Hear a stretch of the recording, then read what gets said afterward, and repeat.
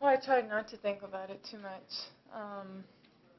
Yeah, it was good to have that period of time just to get a good night's sleep and come back and it's not always a good feeling to come into a match knowing that you're down 0-4. It's like you're gonna try to win that set, but if you don't, you're down 0-1. So it was a tough position to be in, but I'm just so thrilled to be in the semis here.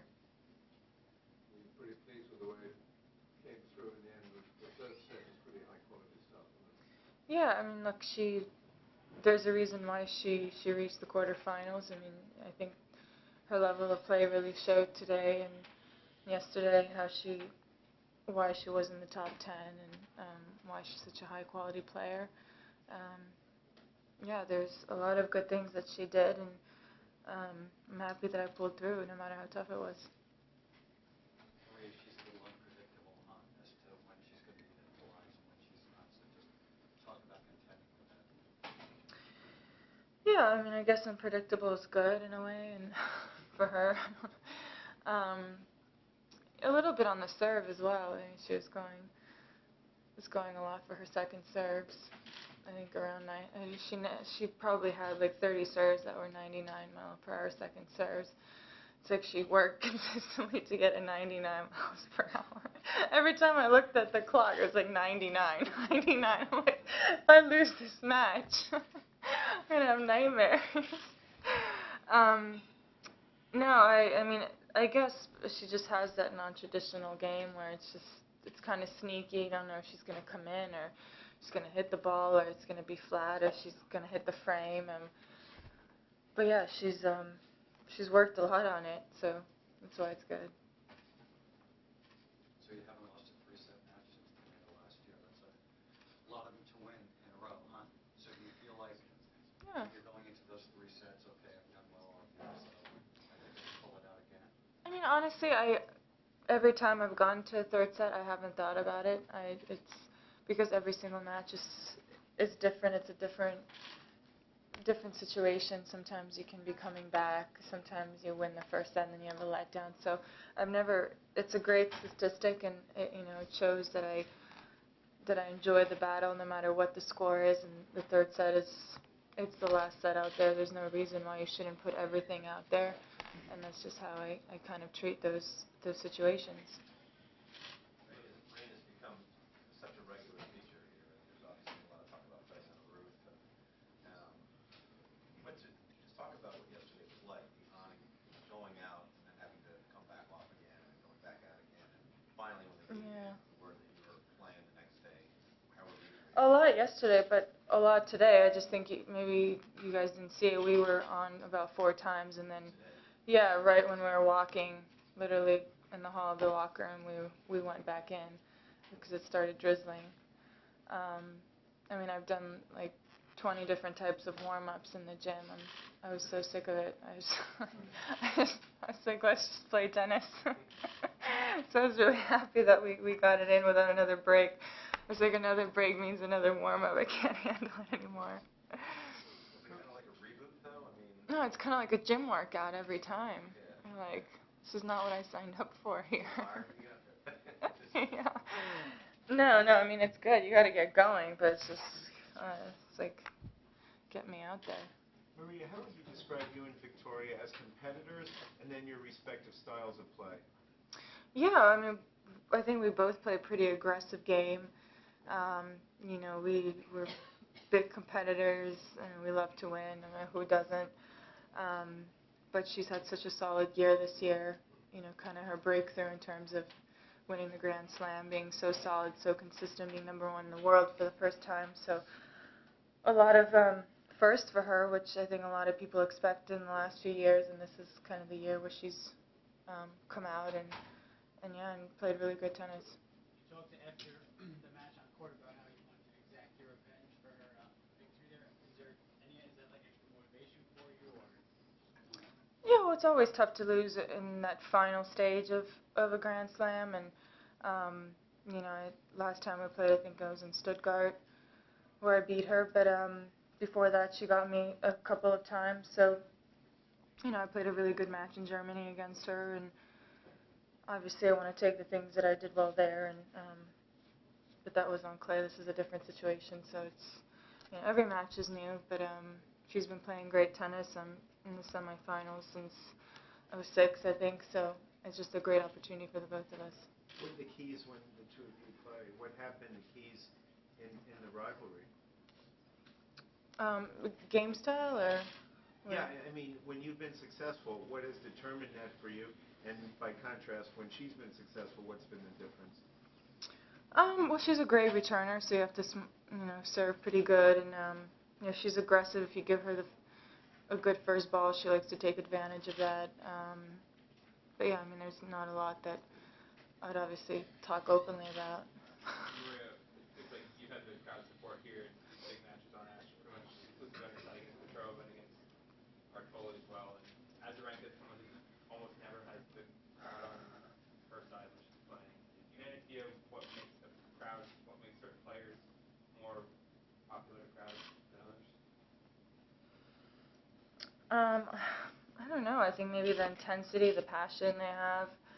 I mean, I've lived in the States since I was, you know, 7, so this is my base, this is my home, not New York City, but, you know, Florida and California. So, you know, I have a lot of fans here, a lot of friends that come out and watch. You know, and in a way, it feels like a second home for me. So I certainly feel that support. This is where I basically, after 3 years of playing tennis, starting tennis, this is where I developed my game, and you know, where I really learned the sport, and I've been around for many years, so I feel like all the fans have kind of watched me grow here and watched me from the days as I was a junior here to now. They followed my career, and yeah, and also we have a big Russian community in Brooklyn, so they come out. My colleague's question over here today, the crowd's always for you, which is cool, but today, do you think they may have been for you because they were pulling for the one who was struggling coming from behind, and if so, how much does that help you? I think that's, I mean, fan support when you're down, when also, you know, it's normal in sport when fans are rooting for the underdog because they want to see a match, they want to see the competition, and they want it to be entertaining. That's why they pay the money.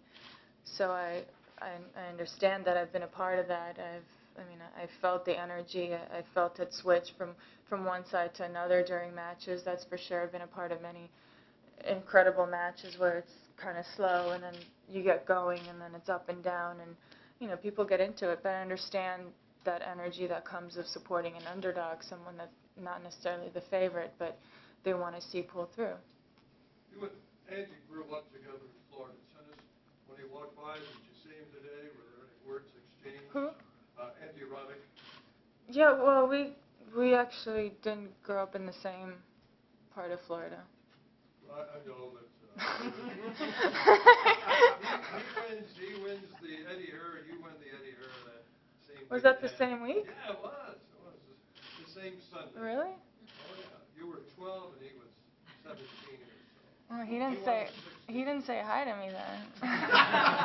But neither did I, obviously. Maria, the third set, you know, you got the break early. It's a difficult match. So how frustrating was that for you when you lost the break? Yeah, it is. Obviously, and I was up 30-15 in that game, but she played a very aggressive, solid game. I mean, of course, there are things I could have done to get that, and it's always unfortunate to not hold your serve. But then I got another break, so made up for it. Maria, tonight Serena Williams plays obviously on the other half of the draw. When you think about her serve, what to you impresses you most, or do you think makes her serve as successful as it is? I think the consistency and the power and the strength, and you know, she finds the corners extremely well, but on a consistent level. It's one thing to serve a big serve, but it's another thing to do it consistently and match in, match out. How much of her success do you think depends on the success with the serve? I think a lot, and I think it also builds a player game, because it is that first shot. So if you're feeling confident and if you feel like that's a shot that's working for you, I think all other pieces of the puzzle kind of come together. Do you think it's pretty natural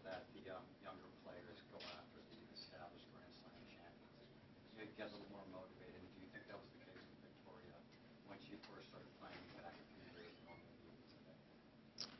Meaning that you're the hunted one more. Maybe before, but not so much now, because I think she's obviously won a Grand Slam already. So, it's almost like other players are also wanting to beat her, and she's #1 in the world. But absolutely, when you see the level of play that, Bartoli played against, and then you look at some of the other results she had during the year, and you think, well, there's no way she played like that, losing to some of the players. I mean, it's really the honest truth. It's how, it's the reality sometimes. But in a way, that's what makes it so much tougher to be at the top. I mean, it's tough to get there. It's extremely difficult to stay there because they almost have the feeling of not having much to lose. They're not expected to win. So I think everything is kind of free, and they really go for it. When you first played her, I think it was in Moscow. It was close. I think it was Moscow, right? Who are we talking about? Victoria. I don't First know. couple times, did you know she was going to be a really good player? I did. I think she was. I always thought that. I think many people expected her to win a Grand Slam earlier than she did. I think her level. She always had a solid game. She was always a little mentally fragile. I felt like you could, she would bang her racket and yell, and you kind of see that on the court. But I think with age and maturing, that obviously you learn so much by playing matches, and you learn what helps you get motivated, what helps you get going. But I thought that she would be at a high level, definitely. Maria, you played Irani in the French Open final, and now she made another semi-final. She'll be doubles #1 next. Mhm. What do you think she's doing so well? Yeah, it's it just shows you that you don't have to be tall and to have a lot of power. She has so much variety in her game, and she's obviously so successful on clay. She won so many titles, got to the finals of the French. Extremely tricky. Moves really good around the court, makes you hit so many balls. I was going into the French Open final as, people were saying the favorite, but I was playing a clay court specialist in a way which people never really considered me to be. So it's funny how I was all of a sudden considered the favorite to go in and beat her in a Grand Slam final when she was playing so well on that surface. But she's proven that she can play really well on hard, and I think she did pretty good in Australia as well. But consistency, her consistency this year has been incredible. One last one. Maria, back to Serena. Even though I know you've got time to get there. But am I wrong in thinking that both the Williamses love power? They seem they want their opponent to bang it with them. Whereas even Martina Hingis, when she was younger, or when she was playing, she mixed it up a lot with them, and I don't think they like that. Is that correct, or what's your thoughts on that? Can't help but laugh at your question. I'm sorry. No, it's a good observation. But I think if you're going into a match in which you feel like you have to play a different game than what you've worked on or what has won you matches before, in order to beat that one person, I don't know if it's extremely smart. I think it's always good to have options in your pocket, and if things are not going well, sometimes those don't work. But to prepare for a match and not believe that if your game is power, being aggressive, that's not going to work, then it's pretty, not a good confidence booster. Yeah, I know you wouldn't want to change your game. Yeah. Thank you. Thanks. Questions in Russian? Спасибо. Скажите, вот после того, как вчера прорвали матч при 4-0 не в вашу пользу, до сегодняшнего момента, когда вы вновь вышли на корт, то есть